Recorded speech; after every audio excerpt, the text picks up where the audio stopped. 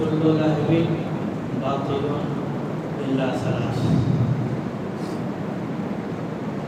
جناب نبی کریم صلی اللہ علیہ وسلم نے امت کی ہر موڑ پر رہنمائی فرمائی ہے۔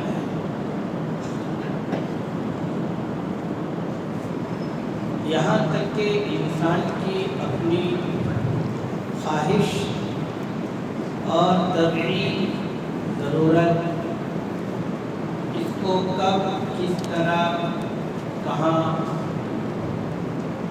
پورا کرنا چاہیے اور اپنی خواہش کس طرح پوری کرنی چاہیے، اس پر بھی بہت ساری ہدایتیں ہیں۔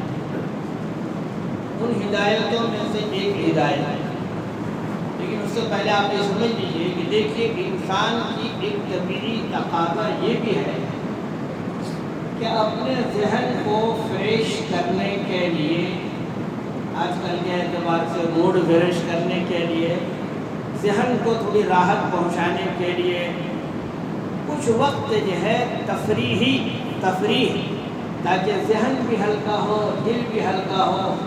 بہت سارے کام کاج گھریلو اور جو ہے کاروباری اعتبار سے جو دل و دماغ پر بوجھ آ جاتا ہے، اس کو بھی کم کرنے کے لیے انسان کی طبیعت کا تقاضا ہوتا ہے کہ کچھ جو ہے تفریح کرے، ذہن اور دماغ کو جو ہے تھوڑی راحت پہنچائے، فرحت، اس کو خوشی پہنچائے، تاکہ دماغ بھی ہلکا ہو، دل بھی ہلکا ہو۔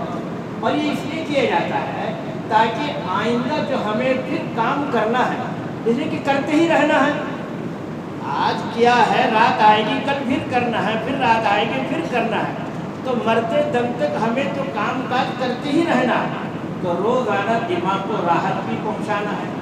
تو ایک تو راحت پہنچانے کا انتظام اللہ تعالیٰ نے تکوینی طور پر کر دیا، وَجَعَلْنَا نَوْمَكُمْ سُبَاتًا، نیند کو ہم نے تمہارے لیے راحت بنائی، اس لیے رات کی نیند جو ہے کمپلسری ضروری ہے۔ یہ قدرت کا نظام ہے کہ جس کی وجہ سے دل و دماغ کو راحت ملتی ہے، جسم کو راحت ملتی ہے۔ خیر، بیدار رہتے ہوئے بھی جب آدمی کبھی پریشان ہوتا ہے تو چاہتا ہے کہ کچھ تفریح ہو، تو تفریح کبھی جو ہے آدمی تفریح کے لیے بھی نکل جاتا ہے، سمندر کے کنارے چلا جاتا ہے، باغات میں چلا جاتا ہے۔ انکار نہیں ہے، منع نہیں ہے، لیکن شریعت نے اس کا ایک دائرہ مقرر کیا ہے، اس کی ایک حد مقرر کی ہے۔ کبھی کبھی جو ہے تفریح کے لیے، دل و دماغ کو راحت پہنچانے کے لیے آدمی کھیل میں مشغول ہوتا ہے۔ بہت اچھی بات ہے، کھیل بھی جو ہے ہر کھیل منع ہو ایسا بھی نہیں ہے۔ شریعت نے یہاں پر بھی کچھ حدود مقرر کیے ہیں کہ کون سا کھیل ہونا چاہیے، کون سا نہیں ہونا چاہیے، اور کتنا ہونا چاہیے اور کتنا نہیں ہونا چاہیے، شریعت نے اس کو بھی بیان کیا۔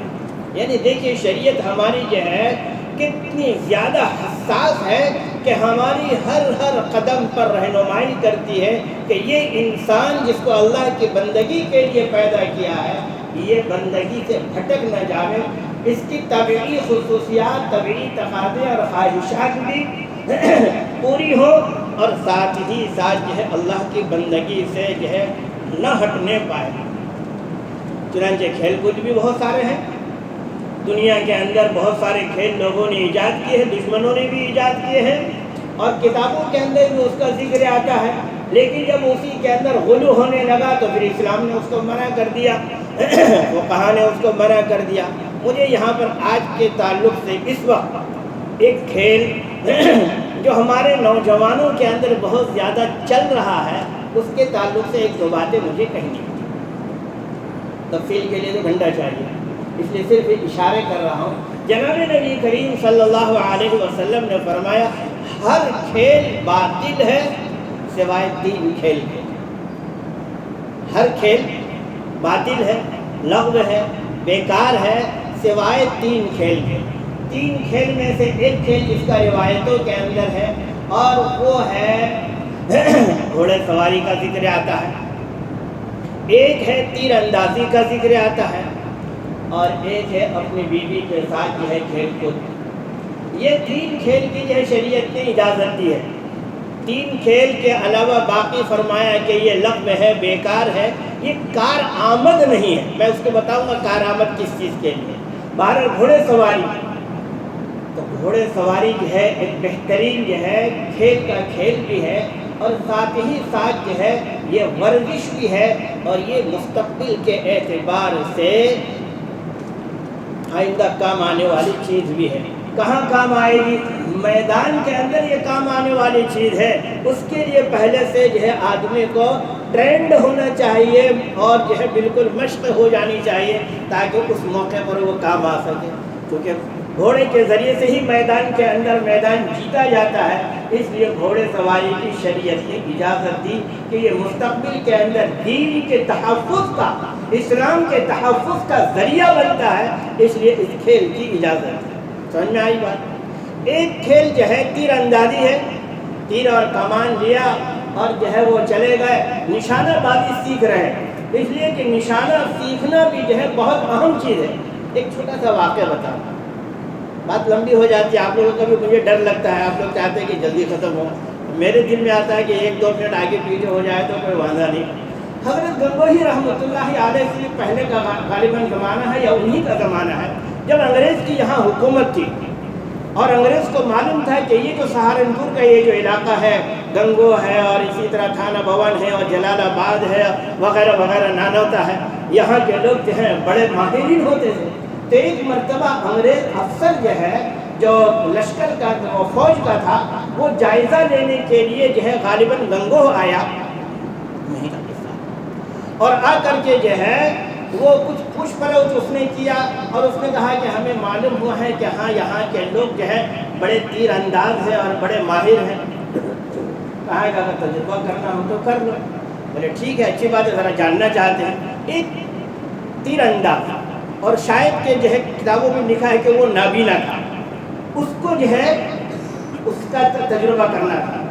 انہوں نے ایک شرط لگائی، یعنی کہ وہ جو ہمارے مسلمان جو ہے شخص تھے نابینا، انہوں نے کہا کہ آپ اپنے نوکر کو، افسر کو کہا، آپ اپنے نوکر کو اس درخت کی بالکل آخری جو ٹہنی ہے اوپر کی، اس پر اس کو چڑھا دیں،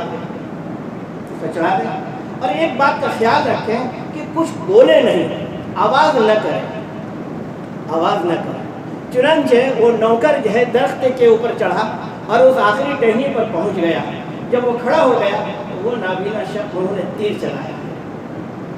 شاید وہ نابینا نہیں ہوں گے بلکہ جو ہے بینا ہی ہوں گے، پتہ نہیں، ذہن میں نہیں آ رہا۔ انہوں نے تیر چلایا اور وہ تیر جو ہے اس ملازم کے پاس سے گزر گیا۔ جیسے ہی وہ تیر جو ہے ملازم کے پاس سے گزرا، فوراً وہ ملازم بول پڑا، ارے یہ تو گیا، یعنی تیر خطا کر گیا۔ جیسے ہی وہ رہا نہیں گیا، اس کو بول پڑا، تو فوراً جو ہے اسے دوسرا تیر جو ہے مسلمان نے مارا اور سیدھا اس کے حلق میں لگا۔ کہاں لگا؟